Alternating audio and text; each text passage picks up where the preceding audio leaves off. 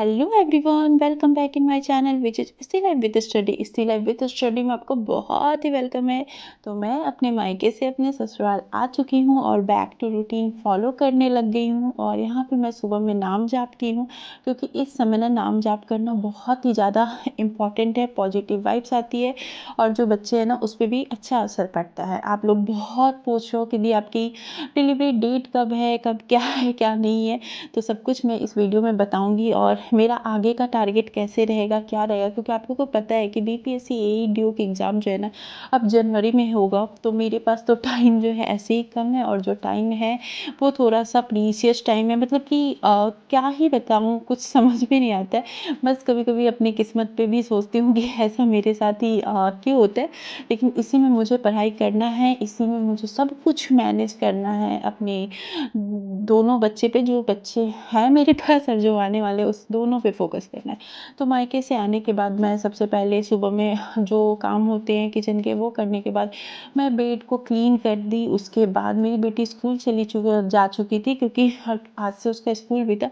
तो उसको स्कूल भेज करके और उसके बाद ना मैं सारे कपड़े को अच्छे से फोल्ड करके रख रही हूँ, क्योंकि अब मेरा जो ईडीडी टेट है ना वो कंप्लीट हो गया है और अब कभी भी पेन आ सकता है।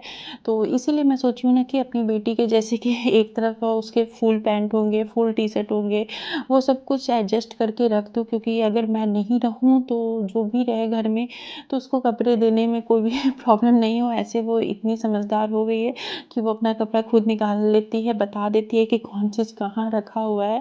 लेकिन फिर भी मैं वार्डरोब को अच्छे से एडजस्ट कर रही हूँ। और मायके से भी जो मतलब ये कपड़े सब थे ना, वो सबको भी फोल्ड करके मुझे रखना ही था। तो मैं सोची कि लगे हाथों ये भी काम कर लेती हूँ, ताकि आगे जो होता है ना वो प्रॉब्लम ना हो। और जब आप काफ़ी टाइम से पढ़ाई से आपका रिदम टूट जाता है ना, तो पढ़ने का मन नहीं करता है। और अभी तो मेरा 9 मंथ भी कंप्लीट हो गया, तो मुझे इतना ज़्यादा थकान होता है। और कभी कभी मैं सोचती हूँ कि मैं ये कैसे कर रही हूँ, क्योंकि जब मेरी बाबू फर्स्ट टाइम जुम्मू होने वाली थी ना, तो मैं एकदम रेस्ट करती थी। मुझसे मतलब कि मुझे लगता था कि मुझसे कुछ हो नहीं पाएगा। लेकिन जब आपके पास एक बच्चा हो जाता है ना, तो आपके पास रिस्पॉन्सिबिलिटी बहुत ज़्यादा बढ़ जाती है।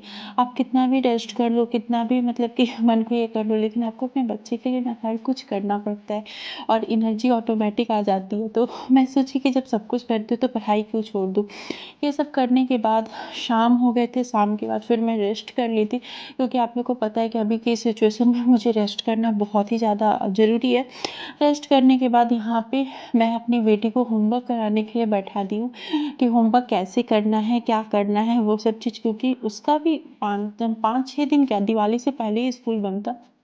तो 10 दिन से ना स्कूल बंद था, तो पढ़ाई से उसका भी रिदम टूटा हुआ था। प्लस वो अपने नानी घर थी, तो बहुत ज़्यादा मस्ती कर रही थी। तो ये सब चीज़ था।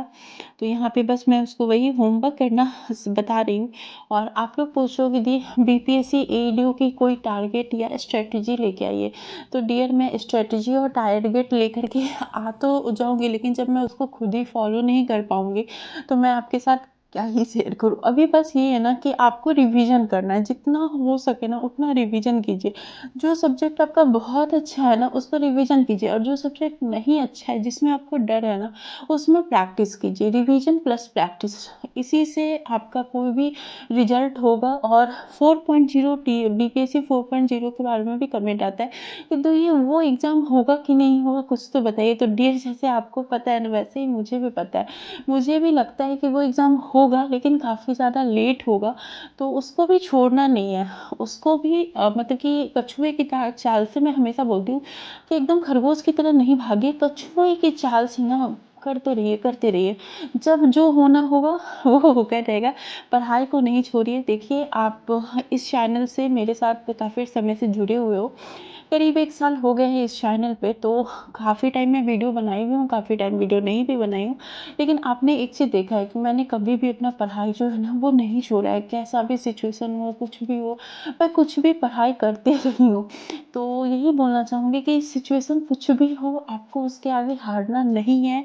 तो पढ़ाई करते रहना है। ये सब करने के बाद ना मैं रात को डिनर बना के और डिनर करके सो गई थी। फिर नेक्स्ट डे जो भी मॉर्निंग के काम होते हैं, जैसे कि किचन के काम होते हैं, बच्चे को स्कूल भेजना होता है, वो सब करने के बाद फिर मैं आ गई थी और मैं सोची थी कि अभी जो भी मेरे पास टाइम है, जब तक मेरा पेन नहीं स्टार्ट होता है तो मैं क्या करूँ। बहुत सारा कन्फ्यूजन है। पता है अभी जो मेरा माइंड है ना, वो मैं बहुत ज़्यादा नर्वस भी हूँ। कभी कभी इतना ज़्यादा इमोशनल हो जा रही हूँ कि क्या ही बताऊँ। लेकिन पढ़ाई को करके ना माइंड को डाइवर्ट कर रही हूँ। तो अभी मैं सोची कि क्या करूँ, तो फिर मैं सोची कि मैथ्स अगर करूँगी तो फिर अभी जो मेरा एक मंथ तक मेरा तो रूटीन थोड़ा सा गड़बड़ाएगा, तो फिर मैथ्स तो मैं भूल जाऊँगी। तो मैं सोची कि मैथ्स से तो बेटर मेरा रीजनिंग है, तो मैं रीजनिंग का क्लास कर लेती हूँ। और जो मेरा अभी पॉलिटी का क्लास बचा हुआ है, वो छठ पूजा के बीच में जो मैं आके गई थी और सर लोग पढ़ाए थे, वो क्लास बचा हुआ है, तो वो मैं कंप्लीट कर लेती हूँ और उसके बाद ना रिवीजन करती हूँ। तो आज जो मैं टारगेट ली हूँ ना, बहुत छोटा सा टारगेट ली हूँ। उसमें मेरा बायोलॉजी का रेस्पिरेटरी सिस्टम रिवीजन है पूरा कंप्लीट, उसको मुझे रिवीजन करना है। पॉलिटी का 2 क्लास मेरा छूटा हुआ है, तो उस 2 क्लास को करना है।